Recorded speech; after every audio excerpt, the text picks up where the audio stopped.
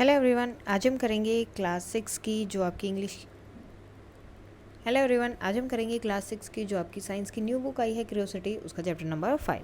So already हमने जो है अभी लेंथ के बारे में पढ़ा था, मेज़रमेंट ऑफ लेंथ कैसे है, लेकिन जो मूविंग थिंग होती हैं उनका मेज़रमेंट कैसे हो गया ये, या फिर वो जैसे मूव कर रही हैं तो उसे हम क्या बोलते हैं और वो क्या होता है।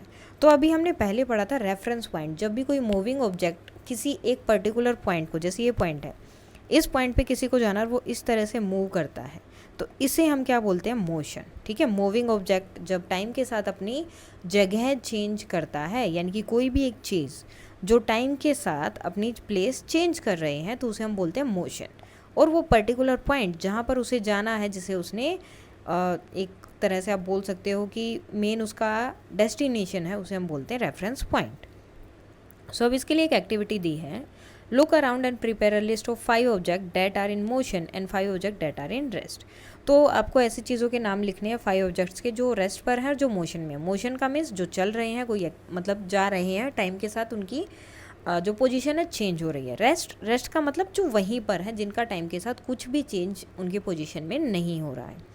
रिकॉर्ड योर ऑब्जर्वेशन, आपको इस टेबल में वो पूरा डालना है। Think about how you decide whether an object was is moving और रेस्ट। साथ में आपको एक्सप्लेन भी करना है कि आपने उसे क्यों मूविंग में डाला और क्यों रेस्ट वाले कॉलम में डाला है। For example, object in motion कौन कौन सा, cow grazing in the field, जो काउ जो है ग्रेज कर रही है यानी कि घास खा रही है फील्ड में, वो मूविंग है। क्यों? बिकॉज वो मूव कर रही है, एक प्लेस से दूसरी प्लेस पर ग्रेज करते हुए, वो घास खाते हुए एक प्लेस से दूसरी प्लेस पर जा रही है, तो टाइम के साथ उसकी पोजीशन चेंज हो रही है। तो ऊपर मैंने लिख दिया है चेंज इन पोजीशन। तो ये सारे जितने भी ऑब्जेक्ट्स हैं, हर एक चीज़ को, चाहे ह्यूमन है, चाहे एनिमल है, या फिर कोई नॉन लिविंग थिंग्स हैं, उनको यहाँ पर क्या बोला जाएगा साइंस में, या अभी यहाँ पर ऑब्जेक्ट्स बोलेंगे हम। जो कार है ड्राइविंग ऑन द रोड, वो भी क्या कर रही है, रोड के अलोंग साथ में चल रही है। Birds flying in the sky, तो बर्ड्स क्या कर रहे हैं, फ्लाई कर रहे हैं एक प्लेस से। अब ये तो नहीं कि वो फ्लाई करते हुए स्काई में यहीं खड़े हैं, नो, वो बर्ड्स फ्लाई करके आगे की तरफ जा रहे हैं। रिवर फ्लोइंग, रिवर जो फ्लो कर रही है, यानी कि रिवर का जो पानी है वो क्या कर रहा है, फ्लो कर रहा है, मूव कर रहा है।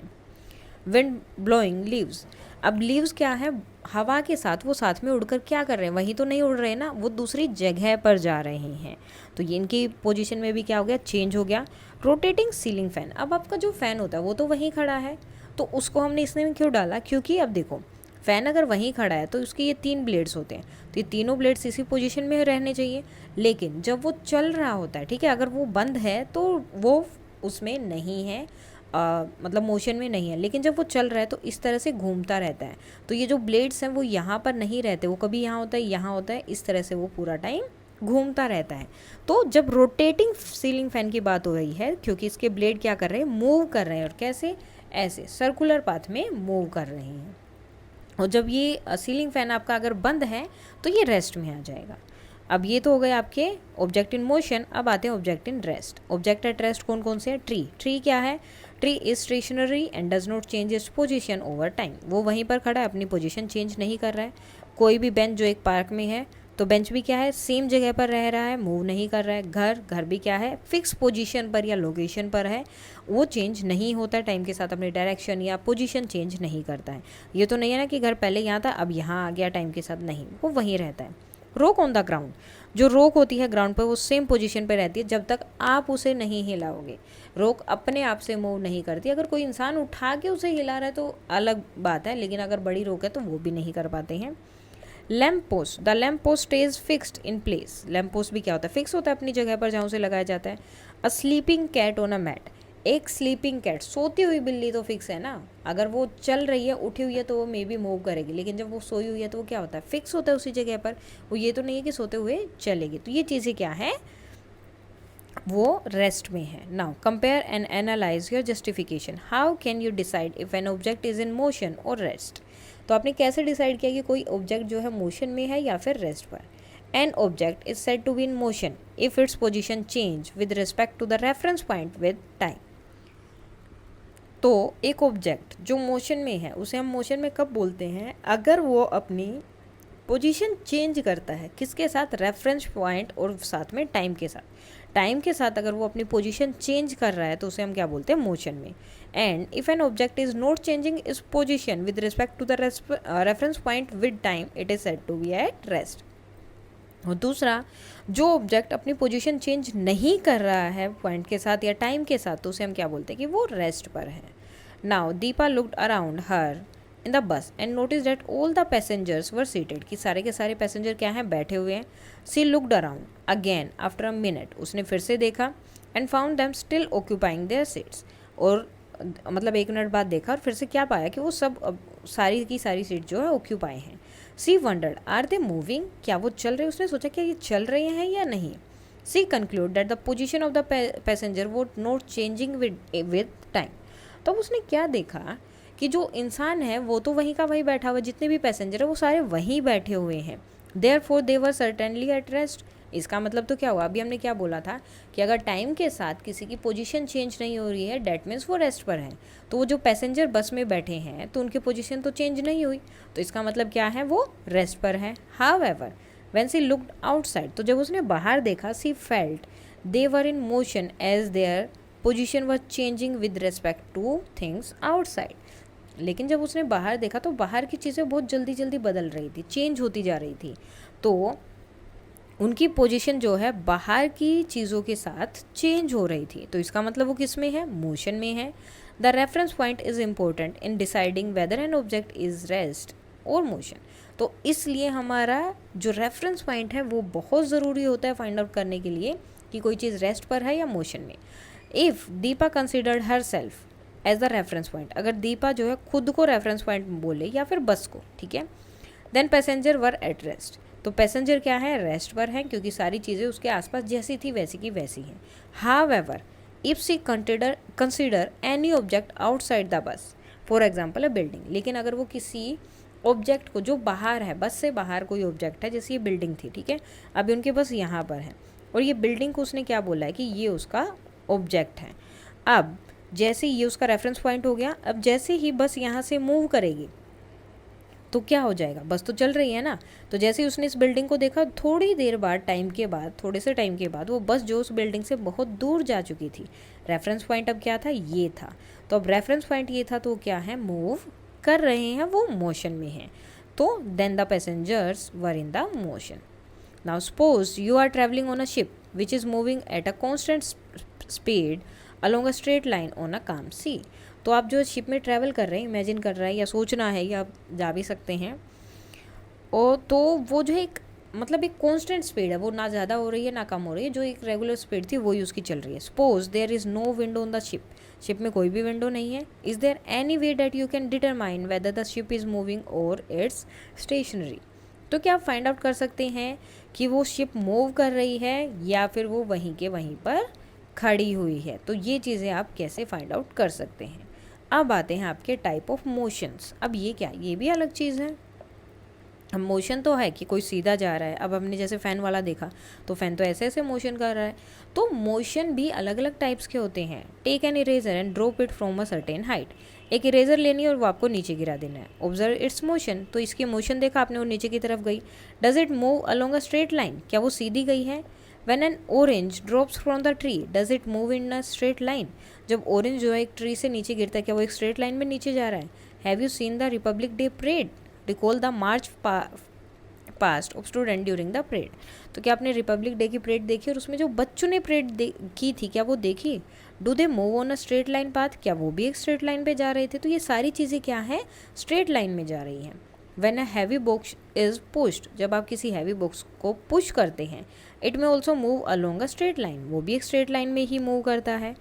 When an object move along a straight line, जब कोई भी चीज़ ऐसे स्ट्रेट लाइन में इस तरह से जा रही है या इस तरह से, ठीक है, कुछ कोई भी हो सकती है स्ट्रेट लाइन, डजेंट मीन कि स्ट्रेट लाइन यही है, नो, वो ऐसी भी हो सकती है या वैसी भी हो सकती है।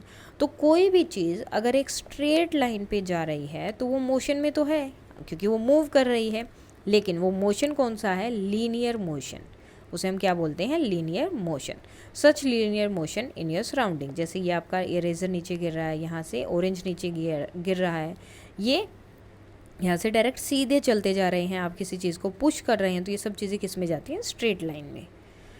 But do things always move along a straight line, क्या सारी चीज़ें हमेशा एक स्ट्रेट लाइन में ही मूव करती हैं? So no, you might have enjoyed playing on swings and merry गोल्ड rounds, are these type of motion also linear. आपने कभी कभी जो है आप स्लाइड्स पे गए होंगे या फिर झूले पे झूले होंगे, तो झूले पे जब आप झूलते हैं तो आपका मोशन कैसे होता है? फॉर एग्जाम्पल ये झूला है तो कैसा होगा, इधर आते हो, वापस यहाँ जाते हो, फिर पीछे, फिर यहाँ पर, फिर आगे, फिर पीछे, आगे, ऐसे जाते हो। मैरी गो राउंड में क्या होता है, ऐसे गोल गोल घूमते हो। तो अलग अलग मोशंस होते हैं।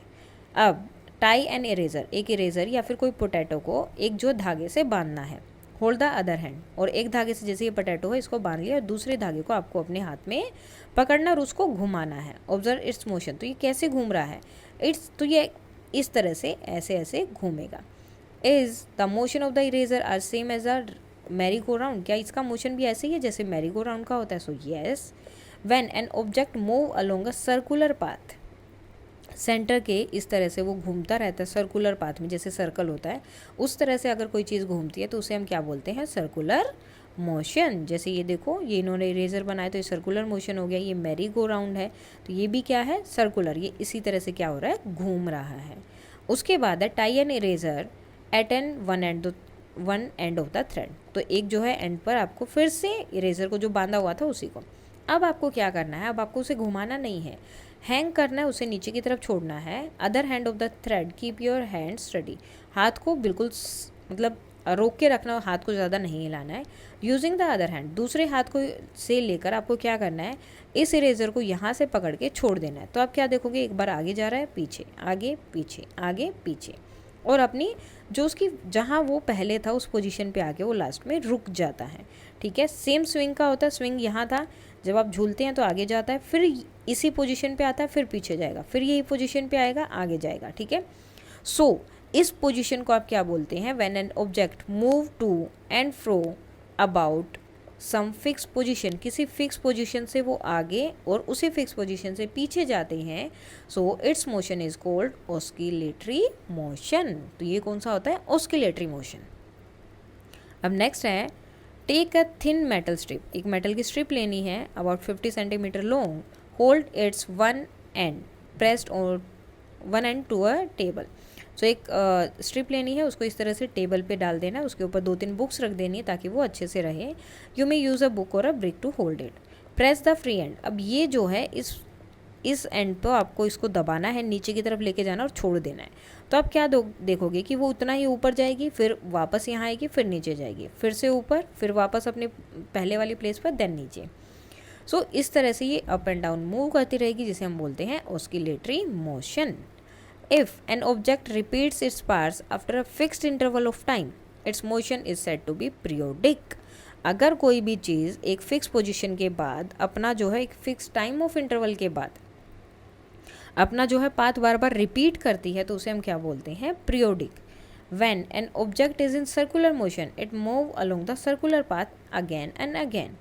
ठीक है, अगर सर्कुलर मोशन में है तो वो बार बार उसी मोशन में जो है चलता रहता है। An object in oscillatory motion also repeats its motion while moving to and fro, same oscillatory motion भी होता है, वो भी अपना मोशन जो है आगे पीछे रिपीट करता रहता है।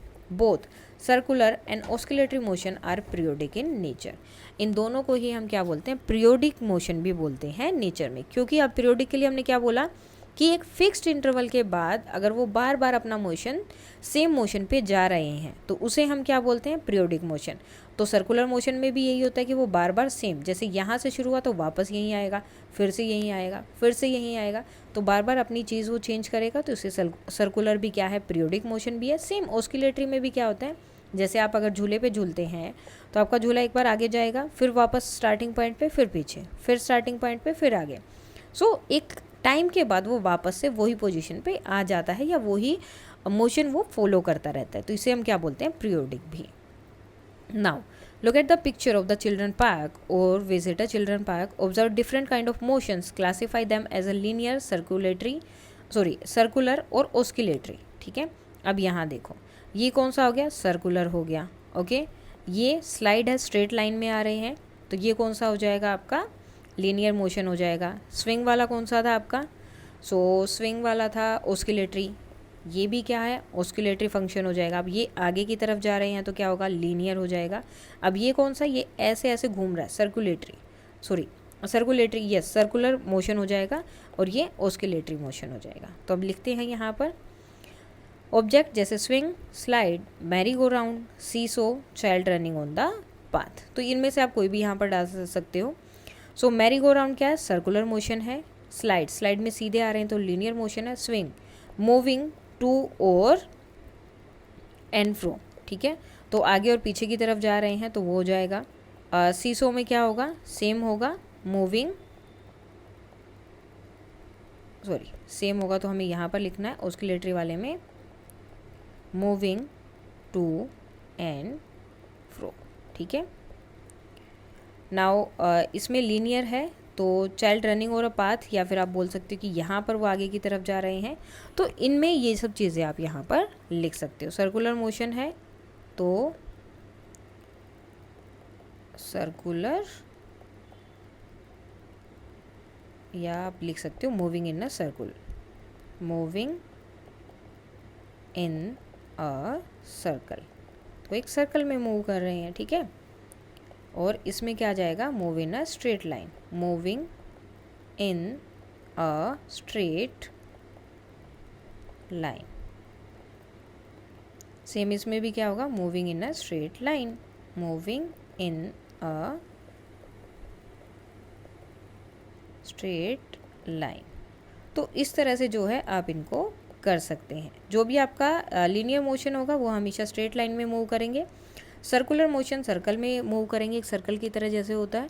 और ऑस्किलेटरी क्या है, आगे और पीछे की तरफ, जो उनकी फिक्स पोजीशन होती है उससे आगे एंड उससे पीछे, और वो फिक्स पोजीशन पर आकर रुक भी जाते हैं।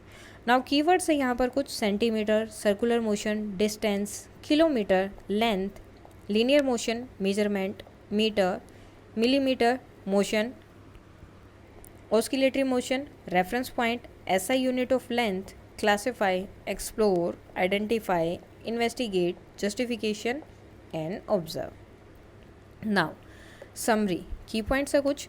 The international system of unit SI unit has been adopted by the countries as standard unit of measurement. इसको क्यों यूज़ किया गया, as a standard unit use किया गया मेजरमेंट के लिए। The SI unit of length is metre and its symbol is M। SI unit क्या है जो लेंथ के लिए यूज़ होती है, मीटर। 1 किलोमीटर 1000 मीटर के इक्वल है, 1 metre is equal to 100 centimetre, और 1 centimetre is equal to 100 millimetre. When distance is stated with respect to a fixed point or object, then this point is called a reference point। जब distance को हम किसी fix point से बता देते हैं कि इस पॉइंट से ये डिस्टेंस इतना है, तो इस फिक्स पॉइंट को क्या बोला जाता है, reference point. An object is said to be motion if its position change with respect to a reference point with time। अब किसी चीज़ को हम मोशन में कब बोलेंगे, किसी ऑब्जेक्ट को मोशन में, जब उसकी, जैसे यहाँ पर कोई चीज़ है, जब ये मूव करेगी टाइम के साथ साथ, अगर ये मूव कर रही है, इसकी पोजीशन चेंज हो रही है, पहले यहाँ थी, 1 घंटे बाद यहाँ है, 2 घंटे बाद यहाँ, 3 घंटे बाद यहाँ, तो जब इसकी पोजीशन में चेंज होगा टाइम के साथ, तो डैट मीन्स वो क्या है, मोशन में है। लेकिन उसके लिए कोई ना कोई फिक्स पॉइंट होना चाहिए। When an object move along a straight line, अगर कोई स्ट्रेट लाइन में मूव कर रहा है ऑब्जेक्ट, तो उसे हम क्या बोलते हैं, linear motion. Now when an object move along a circular path, अगर कोई सर्कुलर पाथ में मूव कर रहा है तो उसे हम क्या बोलते हैं, circular motion. When any object move to and fro from any fix position, अगर किसी फिक्स पोजीशन से वो आगे और पीछे की तरफ मूव कर रहा है तो उसे हम क्या बोलते हैं, ऑस्किलेटरी मोशन। नाउ अब यहाँ पर कुछ चीज़ें दी हैं। Some lengths are given in column 1 of table 5.5, some units are given in column 2। Match the length of with the unit suitable for distance of those lengths. For example, distance between Lucknow and Delhi, इसको हम कैसे major करेंगे, kilometre से। Thickness of a coin, तो ये किस में आ जाएगा, मिलीमीटर में। Length of an eraser, centimetre. Length of school ground, metres. अब यहाँ हमें बताना है true and false. Read the following statement and mark true और false against each. The motion of a car moving on a straight road is example of a linear motion. क्या straight road पर अगर एक car move कर रही है, सीधे जा रही है, तो क्या वो लीनियर मोशन है, सो डैट इज ट्रू, ठीक है, क्योंकि सीधा ही जा रहे हैं, जब भी सीधे जाएंगे स्ट्रेट लाइन में अगर वो जा रही है तो क्या होगा, linear motion. Any object which is changing its position with respect to a reference point with time is said to be in motion, so that is also true. अगर आप किसी भी कोई भी ऑब्जेक्ट अगर अपनी पोजीशन चेंज कर रहा है, जैसे ये रेफरेंस पॉइंट है, मैंने बोला ये रेफरेंस पॉइंट है, यहाँ पर कोई ऑब्जेक्ट है, अगर टाइम के साथ इस रेफरेंस पॉइंट के लिए उसकी पोजीशन चेंज हो रही है तो वो चीज़ वो ऑब्जेक्ट किस में है, मोशन में है। 1 kilometre is equal to 100 centimetre, तो ये क्या है, फॉल्स। ये क्या होता है, 1000 मीटर के इक्वल होता है। Which of the following is not a standard unit of measuring length, कौन सा जो एक स्टैंडर्ड यूनिट नहीं है लेंथ मेजर करने के लिए, मिलीमीटर, सेंटीमीटर, किलोमीटर और हैंड स्पेन। तो कौन सा नहीं है, हैंड स्पेन जो है एक स्टैंडर्ड यूनिट नहीं है मेजरिंग के लिए। Search for the different scales और measuring tape at your home and school, find out the smallest value that can be measured using each of these scale, record your observation in a tabular form। तो यहाँ पर आपको अलग अलग scale और measuring tape अपने घर और स्कूल से लेनी है, देन आपको डिफरेंट डिफरेंट चीज़ें मेजर करनी है, जितनी छोटी से छोटी चीज़ आप उस स्केल से या उस चीज़ से मेजर कर सकते हैं और एक टेबल बना के वहाँ पर बना देना है। Suppose the distance between your school and home is 1.5 kilometres, express it in metres. So 1.5 kilometre, अब देखो पॉइंट लगा है यहाँ पर। फर्स्ट ऑफ ऑल 1 किलोमीटर आपका किसके इक्वल है, 1000 मीटर के। उसके बाद 0.5 का मतलब यहाँ पर अगर 0.5 जहाँ भी दिया है तो उसका मतलब हम लेंगे हाफ किलोमीटर। सो जब 1 किलोमीटर इज इक्वल टू 1000, तो ये तो 1000 हो गया, अब हमें 5 का और निकालना है। सो 5 किसके इक्वल होता है, हाफ हो गया, तो 1000 का हाफ कितना होगा, 500। सो टोटल डिस्टेंस कितना हो जाएगा आपका मीटर्स में, 500 मीटर्स, सॉरी 1500 मीटर्स जो है आपका टोटल डिस्टेंस हो जाएगा यहाँ पर। नाउ टेक अ टम्बलर और अ बोटल, एक बोटल या टम्बलर वगैरह आपको कुछ लेना है। Major the length of the curved part of the base of glass और बोटल एंड रिकॉर्ड इट। अब आपको जो है उसकी लेंथ मेज़र करनी है, तो उसको आप कैसे कर सकते हो, या तो आप मेजरिंग टेप लोगे या फिर आप जो है कोई भी थ्रेड वगैरह ले सकते हो, थ्रेड से आप उसको मेज़र करेंगे। देन थ्रेड को सीधा करके आप स्केल से उसको मेज़र कर सकते हैं कि कितना है, और वो वहाँ पर आप लिख देंगे। ठीक है, वो लगभग आपका लगभग यहाँ पर हो जाएगा 10 to 15 सेंटीमीटर के आसपास ना। अब ये डिपेंड करता है कि बोतल का साइज़ क्या है, बोतल के साइज़ के अकॉर्डिंग ये आंसर अलग अलग रहेगा। Measure the height of your friend and express it in metre, centimetre and millimetre. तो कोई भी जो आपका फ्रेंड है आपको उसकी हाइट मेजर करनी है, देन सेंटीमीटर में बतानी है कितनी है, मिलीमीटर्स में बतानी है कितनी है, एंड मीटर्स में बतानी है कितनी है। नेक्स्ट क्वेश्चन यहाँ पर दिया है, you are given a coin, estimate how many coins are required to be placed one after the other lengthwise without leaving any gap between them to cover the whole length of the chosen side of a notebook. Verify your estimate by measuring the same side of the notebook and the size of the coin using a 15 centimeter scale. So for example यहाँ पर आपको क्या दिया, आपको लेनी है एक book. ठीक है, ये आपकी बुक हो गई।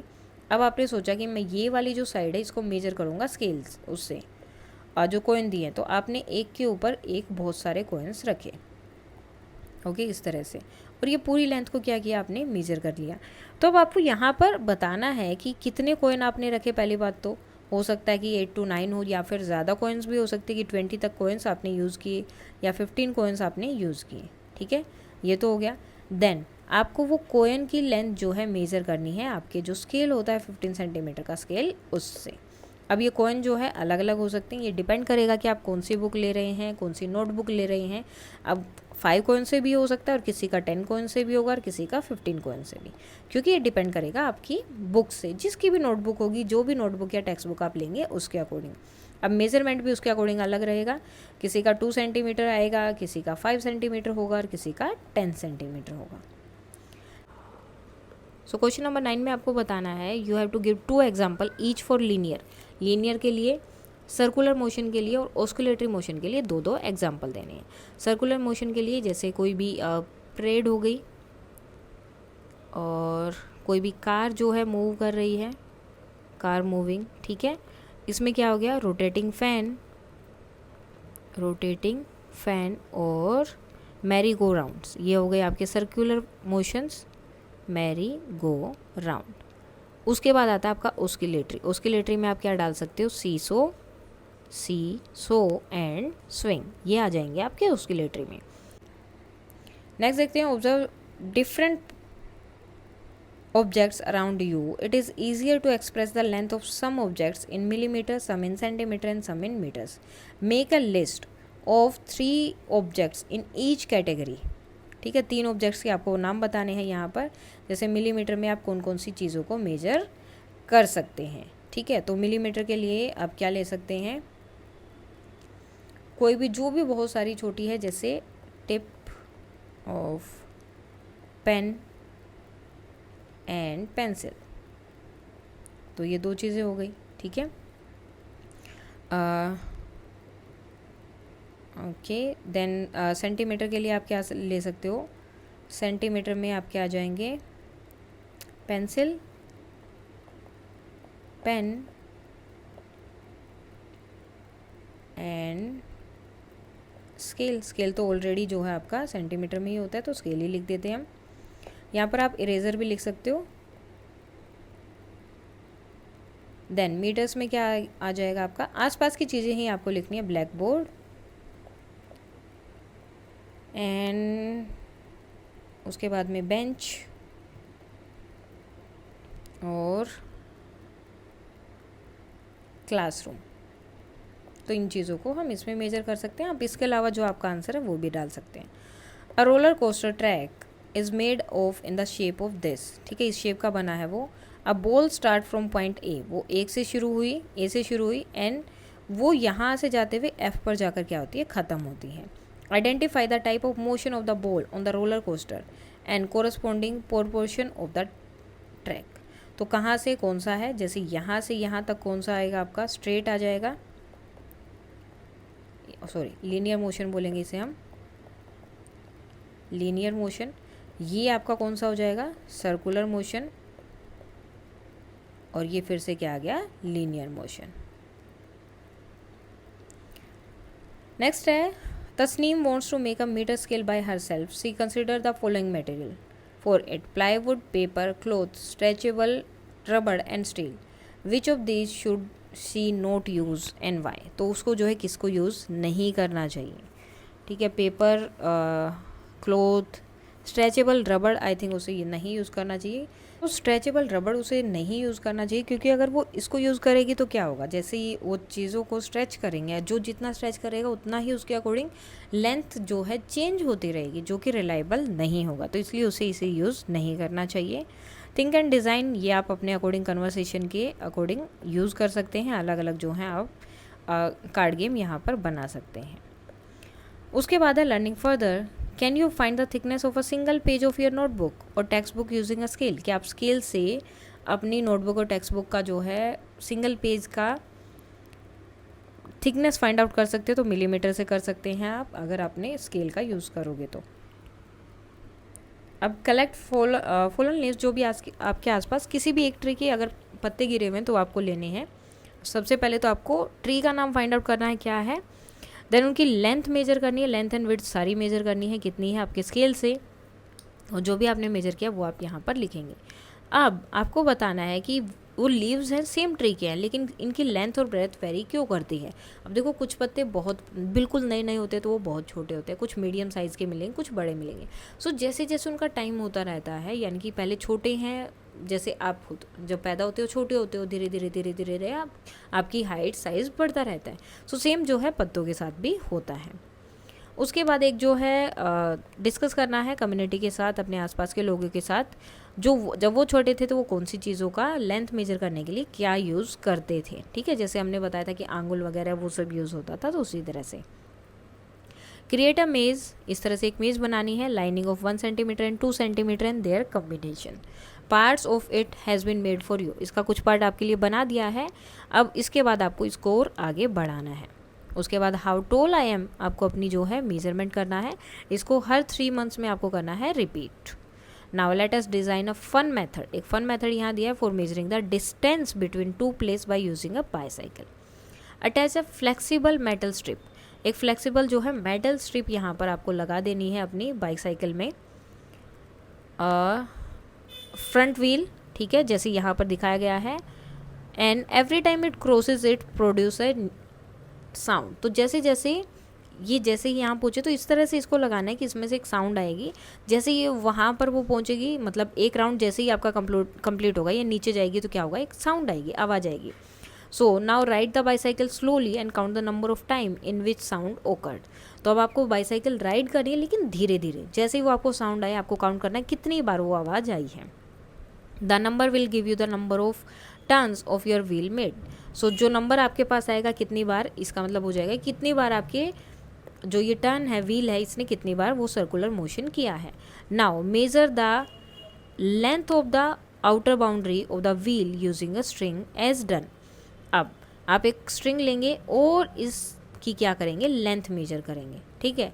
देन उस स्ट्रिंग के यहाँ से आपने स्ट्रिंग लिया और देखा कि यहाँ तक का स्ट्रिंग है, देन स्ट्रिंग इतना लंबा हो गया।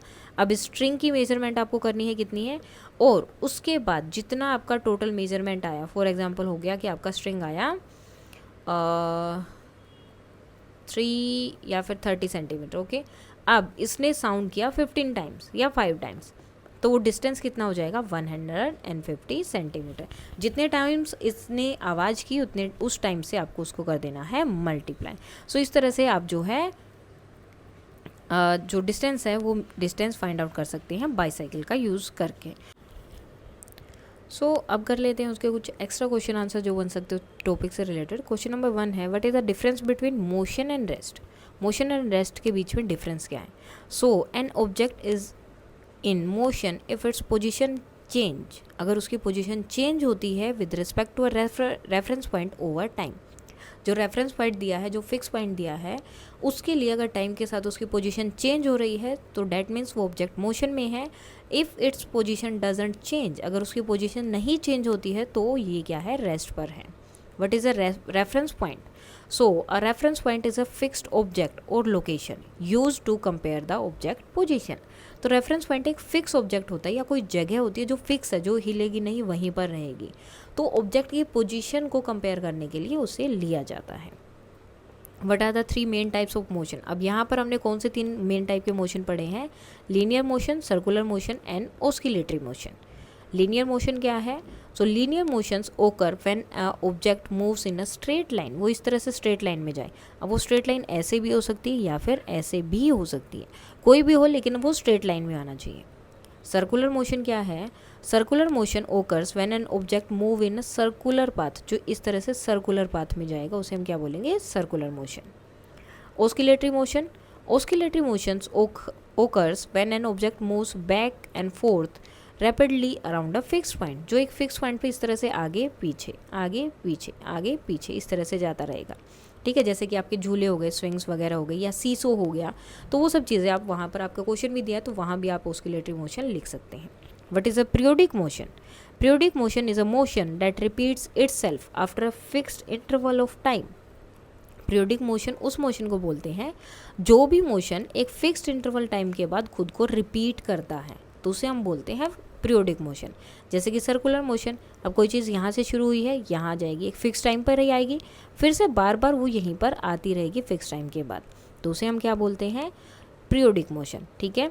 इसी तरह से ऑस्किलेटरी मोशन में भी क्या होता है, अगर झूला है, यहाँ गया है, वापस यहाँ आएगा, फिर यहाँ आएगा, फिर यहाँ यहाँ, तो वापस उसी पोजीशन पे वो एक फिक्स टाइम के बाद आते रहते, तो उन्हें हम क्या बोलते हैं, पीरियोडिक मोशन भी बोलते हैं। What is relativity of motion, तो ये क्या है।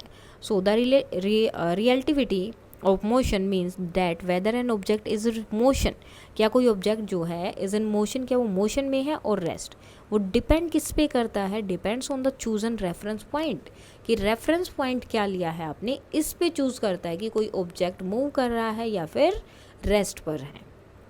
How can you identify if an object is in motion और एट रेस्ट, तो आप ये कैसे आइडेंटिफाई करोगे। So you can identify if an object is in motion if its position change, अगर उसकी पोजीशन चेंज होती है relative to a reference point, एक रेफरेंस पॉइंट के रिलेटिव में अगर आप लेके चलेंगे और उसकी पोजीशन अगर चेंज हो रही है टाइम के साथ, सो डैट मीन्स वो ऑब्जेक्ट आपका मोशन में है। अगर उसकी पोजीशन नहीं चेंज हो रही है, so that means object rest पर है। सो इसके साथ ही आपका ये चैप्टर हो जाता है कंप्लीट। अगर इसमें कोई भी डाउट है तो आप बता सकते हैं। That's all for today and please like share and subscribe. Thank you.